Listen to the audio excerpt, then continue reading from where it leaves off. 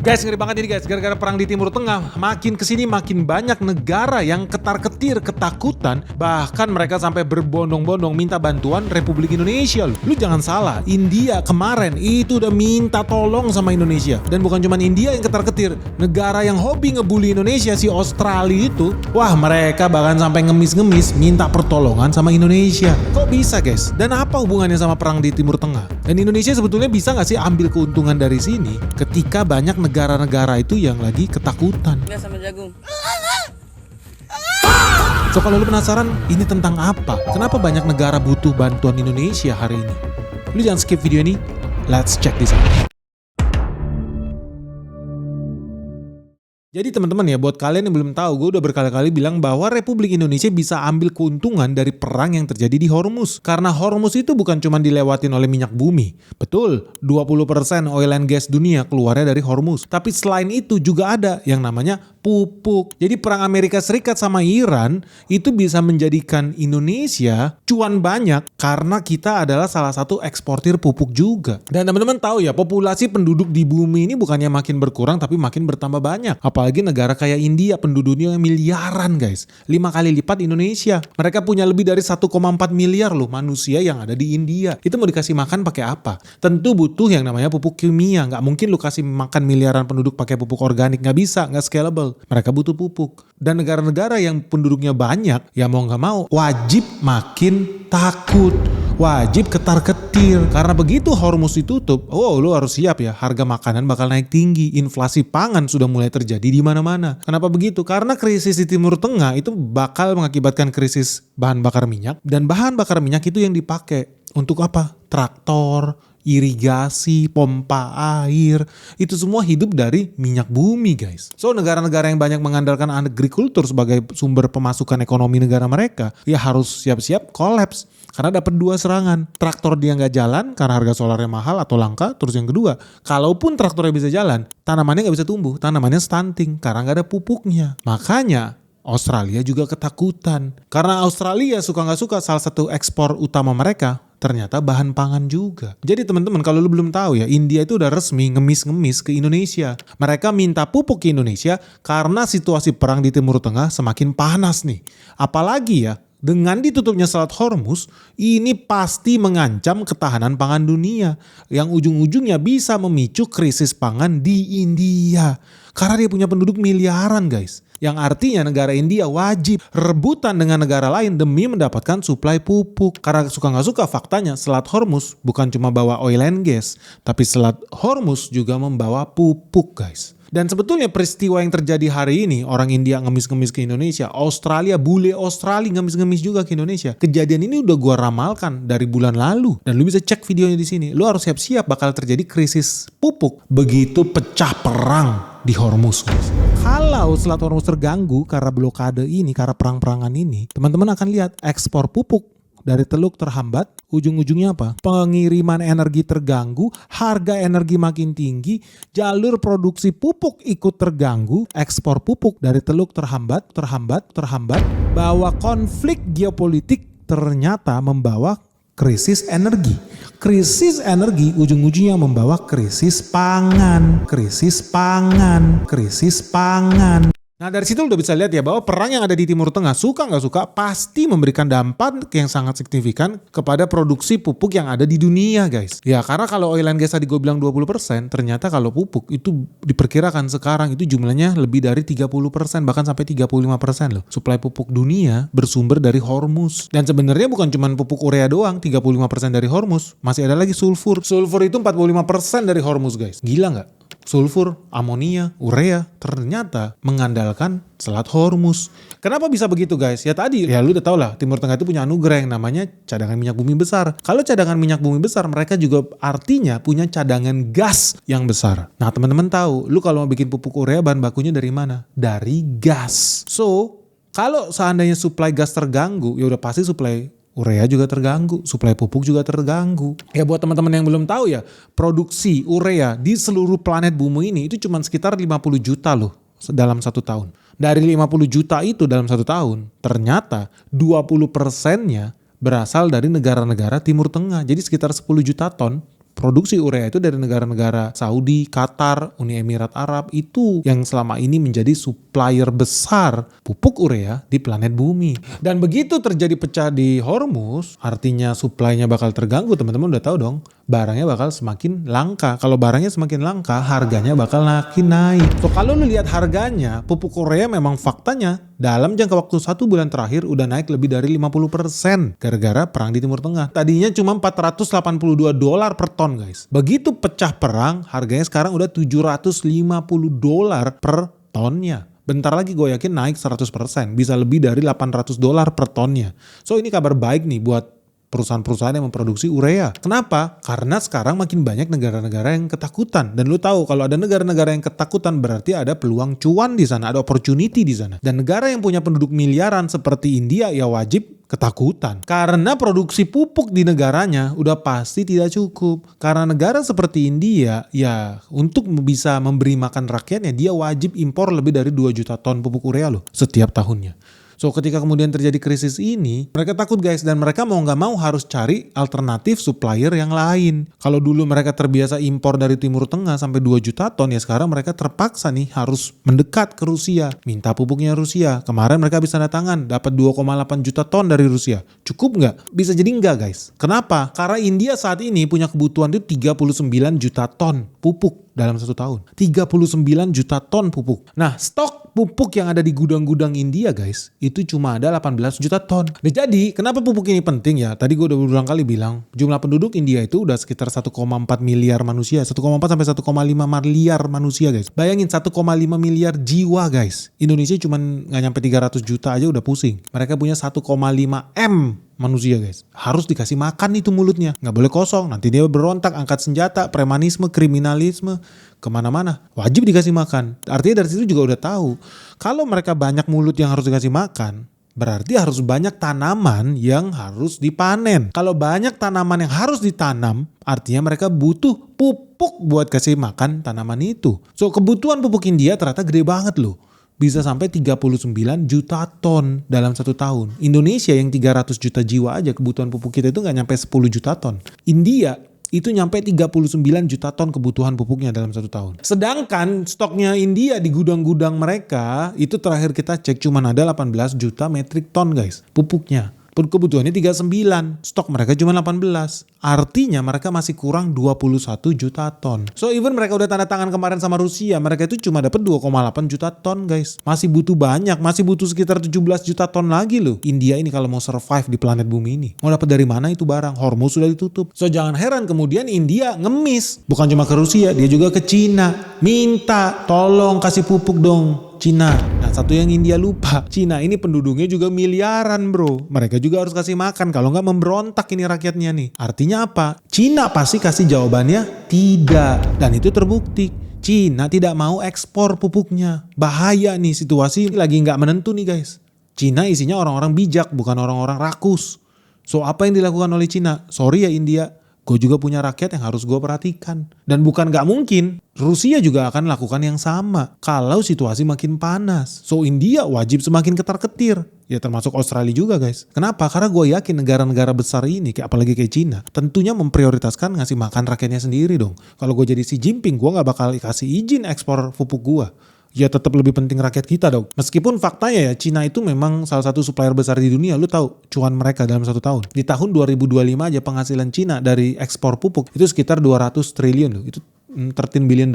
So this is actually a quite good business lah. Tapi ya Cina again ya, mereka harus melindungi rakyatnya, nama juga negara komunis. Mereka harus menjamin keselamatan rakyatnya. Mereka bukan kapitalis loh. So kalau gitu India harus minta tolong sama siapa? Halo guys, ngeri banget ini guys. Market terus-menerus nyungsep, merah membara, dan crash di mana-mana. Nah buat teman-teman yang merasa bingung nih, gimana cara melewati navigasinya nih, peperangan yang terjadi di Iran, bentar lagi buka cabang di Asia. Kalau lu nggak siap guys, lu jangan kaget kalau lu harus berpisah dengan harta kekayaan lu. Nah terus gimana kalau teman-teman yang masih belum tahu dan belum tahu gimana gimana caranya bersiap menuju dunia yang makin kacau ini, jangan sampai lo investasi lo terganggu. Segera gabung di Benix Investor Group. Karena apa yang terjadi di market crash hari ini, merah membara, sudah gue share dari tahun lalu. Dan hari ini semua berjalan sesuai skenario yang gue ajarin. So buat teman-teman yang pengen tahu gimana caranya cari cuan ya di era Perang Dunia 3 ini, segera daftarkan dirimu sekarang juga hanya di www.benix.id. Karena cuma di sini ya kita bakal ajarin lu gimana cara investasi yang benar. Kita bakal ketemu dengan direksi-direksi perusahaan top yang ada di Indonesia. Kita akan ajak lu buat site visit, temu emiten, bahkan kita ada acara sebentar lagi gala dinner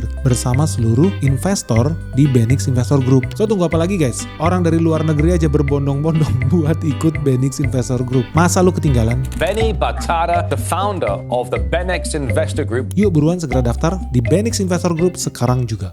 So, kalau gitu India harus minta tolong sama siapa? Sama Rusia dapat tapi nggak cukup. Sama Cina, Cina harus mingkirin rakyatnya sendiri. Mereka wajib mencintai dan menyayangi dan melindungi rakyatnya. Wajib, negara komunis. So, mereka harus kemana sekarang? Nah, ternyata India rela loh bertekuk lutut sama pemerintah Indonesia. Karena hari ini, suka nggak suka, sektor pertanian di India itu menyumbang 16% terhadap GDP mereka. Jadi, kalau ada negara nyawanya ada di bisnis batu bara. Ada negara di Afrika nyawanya di bisnis berlian. Ada negara yang nyawanya di bisnis sawit. Nah, India ternyata nyawanya di bisnis pertanian. Karena 16% GDP mereka, ekonomi mereka disumbangkan sektor pertanian. Bahkan lebih gila lagi, hampir 50% tenaga kerja disediakan dari sektor agriculture, dari sektor pertanian. Makanya penting banget buat India mengamankan stok pupuk. Karena kalau nggak ada stok pupuk berarti nggak ada buruh yang disuruh nanem. Nggak ada lapangan kerja yang tercipta.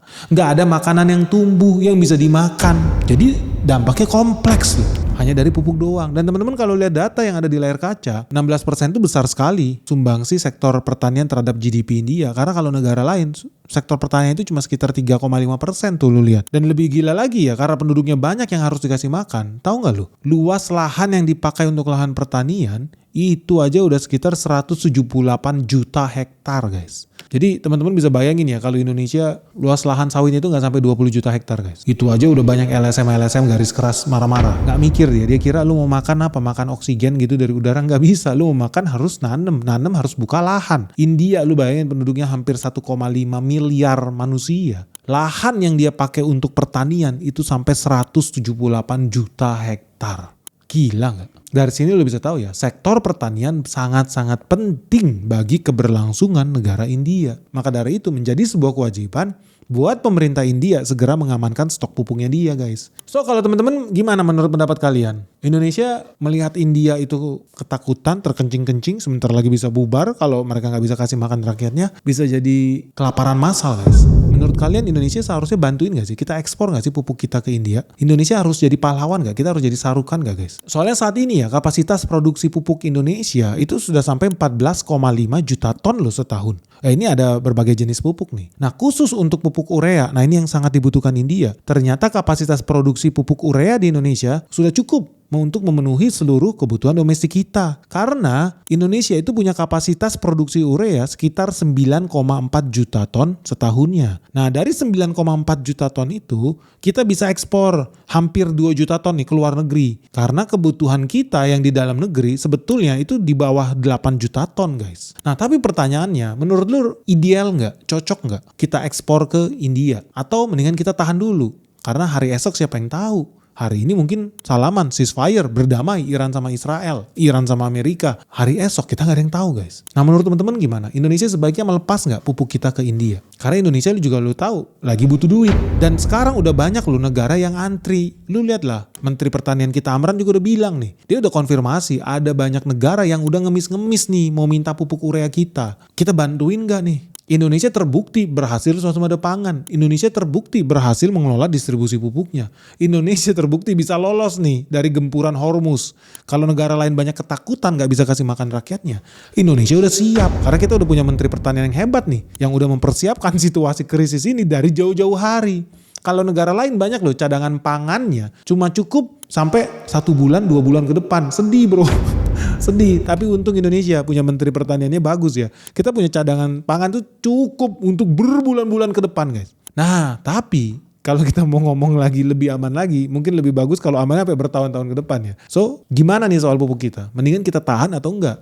Soalnya teman-teman tahu kita lagi defisit anggaran. Lu rela nggak kalau pupuk kita jual aja nih? Karena stok pangan kita udah cukup. Kalau lu hitung sebetulnya harga urea sekarang udah naik jadi $750 per tonnya.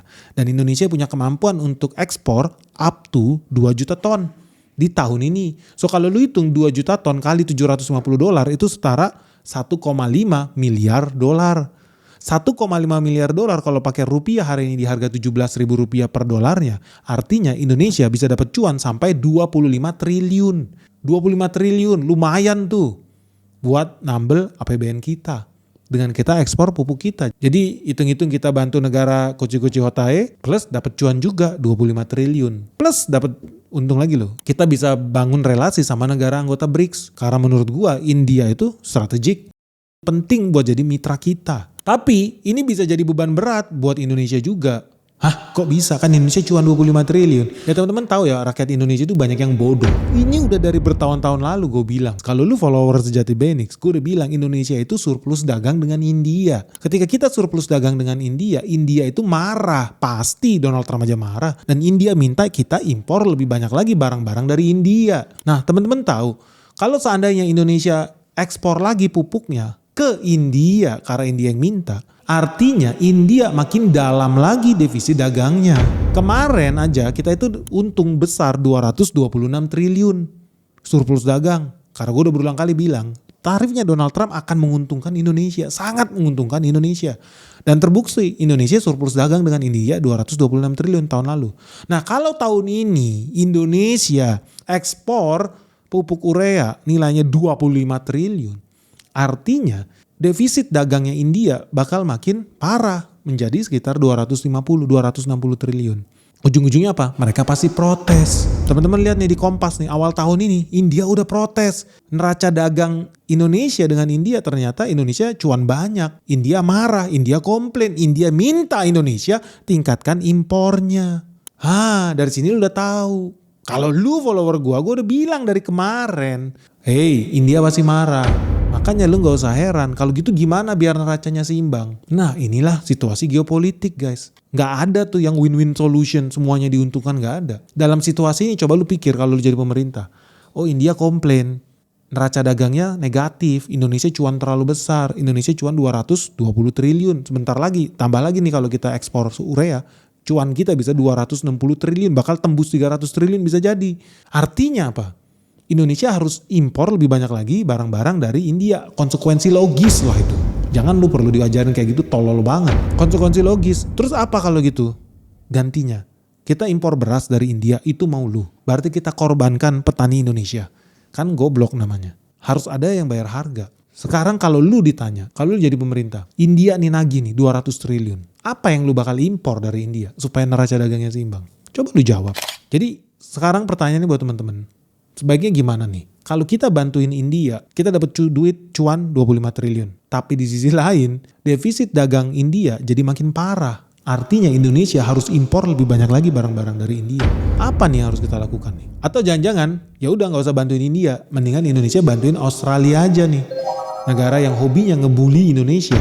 Saat ini juga sedang mengalami gangguan pasokan pupuk urea. Jadi hari-hari ini guys, petani-petani di Australia itu juga mengalami ketakutan yang sama. Mereka sekarang kena double hit, mereka kena double serangan. Yang pertama dari peningkatan harga bahan bakar minyak di situ, dan yang kedua krisis pupuk di mana-mana. Padahal saat ini adalah saat yang paling pas untuk menanam karena lagi hujan nih di Australia. Tetapi sayangnya justru ketika mesin-mesin traktor di Australia harusnya mulai bekerja, mulai menebar benih, ternyata konflik di Iran mau gak mau mengganggu suplai solar di sana, mengganggu suplai urea di Australia. Yang ujung-ujungnya mereka tidak bisa menanam. Dan ini bahaya sebetulnya guys. Ini dilematis juga buat Indonesia.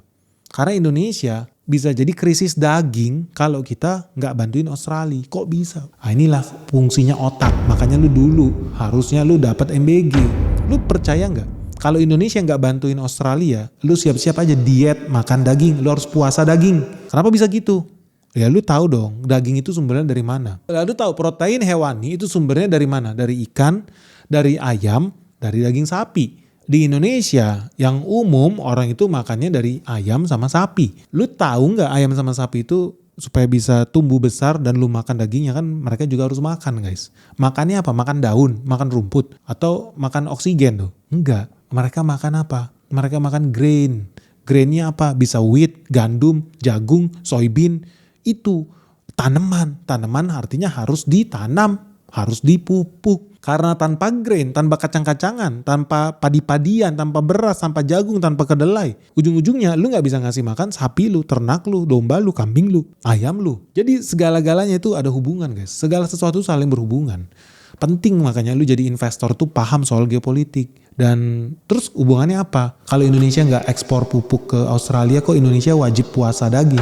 Karena data membuktikan Indonesia itu impor daging itu sekitar 180 ribu ton guys. Dalam 1 tahun ya, di tahun 2024 itu 180 ribu ton. Ini gara-gara IMF juga sih, memang binatang laknat ini. IMF ini membuat Indonesia jadi anjing peliharaan. Kita harus impor pupuk, impor daging, zaman dulu bahkan impor beras dari luar negeri gara-gara IMF. Dan sampai sekarang masih ada jejak dosanya. Apa? Ya peternak Indonesia. Supply sapinya impor dari luar negeri. Kita impor 183 ribu ton daging loh. Daging sapi dari luar negeri tahun 2024. Dari 183 ribu ton itu ternyata hampir 70%-nya kita impor dari Australia. Lu bayangin ngeri banget nih. 183 ribu ton daging yang Indonesia impor. Dari Australia itu 113 ribu guys. Ngeri gak? Jadi nyawa kita ada di Australia. Kalau lu hobi makan rendang, lu wajib berterima kasih sama Australia.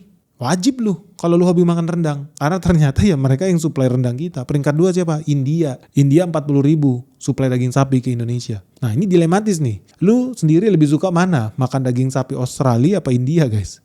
Nah yang kedua, lu lebih rela mana? Kita ekspor pupuk ke India atau ke Australia? Atau jangan-jangan mendingan ditahan aja ya buat Indonesia. Karena hari esok masih belum tahu nih makin parah atau enggak krisis ini. Tapi kalau lu nggak ekspor pupuk, pertanyaannya rakyat Indonesia udah siap belum puasa makan daging sapi? Ah lu, seru ini guys. So, menurut kamu gimana guys? Worth it nggak sih buat Indonesia buat jual pupuk urea kita, cadangan kita yang ada 2 juta ton seharga $750 per ton itu? Atau mendingan kita ulur waktu nih, buying time, supaya harganya makin naik tinggi lagi nih, makin cuan lagi nih. Walau ada resiko juga. Risiko kalau tiba-tiba Iran sama Amerika Serikat berdamai, harga pupuk jatuh. Gimana menurut lu guys? Tahan atau lepas aja nih di harga $750 per ton sekarang? Dan kalau kita mau lepas, lepasnya ke negara mana? By the way, tadi Menteri Amran itu bilang ada 3 negara loh yang ngemis-ngemis butuh pertolongan Indonesia. Tapi gue rubahin 2, Australia dan India. Satu lagi negaranya apa sih? Dan lu kenapa penting aware ya dengan situasi ini? Karena pasti ada perusahaan di Indonesia yang diuntungkan. Nah pertanyaannya ya, dari situasi ini emiten mana nih guys yang diuntungkan di Indonesia ini? Sharing dong tanggapan dan pendapat kalian seperti apa di kolom komentar yang ada di bawah ini. Segera sharing video kita sebanyak-banyaknya. Jangan lupa like and subscribe channel Benix sekarang juga. Semoga video ini bermanfaat. Salam sehat, salam cuan. Bye-bye.